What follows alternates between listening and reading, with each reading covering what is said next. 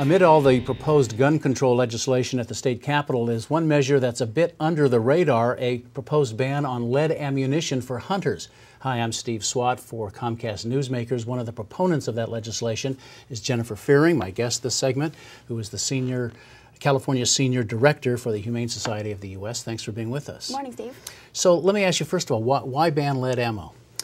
Well, lead is a known toxic substance, and we've gone to great lengths in the United States to take it out of paint, gasoline, even pencils no longer include lead.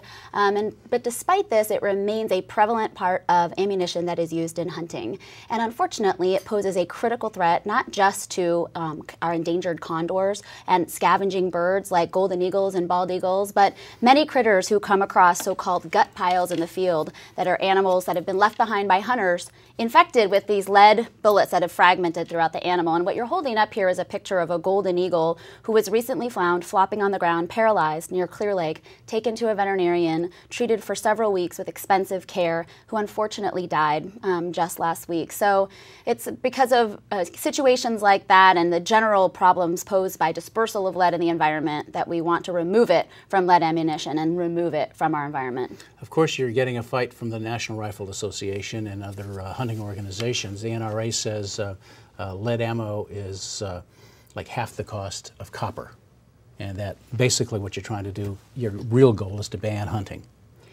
Well, look, we are trying, along with our partners with Audubon, California, and Defenders of Wildlife, we are trying to remove a toxic substance from the environment. That's the focus of this legislation.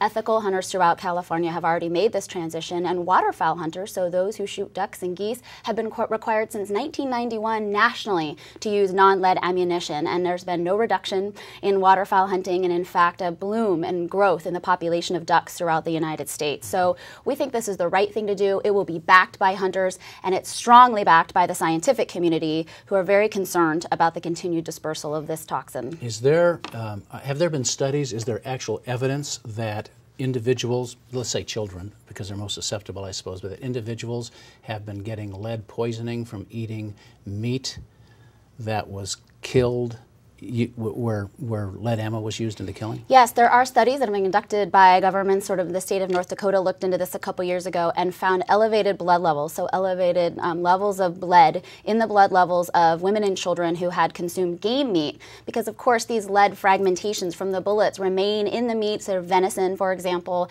and then get consumed by humans. And the CDC says there is no safe level of lead for human exposure. So again, this is a bill that will not only help wildlife and environments, but also will improve human health. Now, a few years ago, 2007, I think, the Schwarzenegger administration imposed a ban on lead ammo in the condor habitat in California, roughly from San Jose down to LA and then up like the 99 corridor to Fresno, correct? That's correct. Right. Has there been evidence of fewer deaths of condors since then?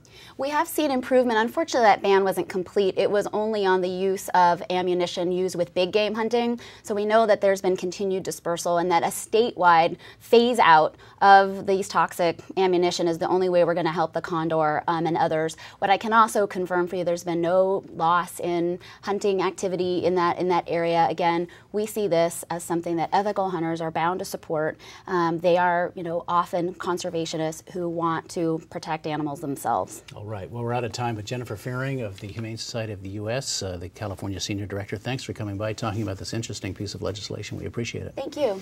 And thanks to our viewers for watching Comcast Newsmakers. I'm Steve Swat. Have a great day. Good.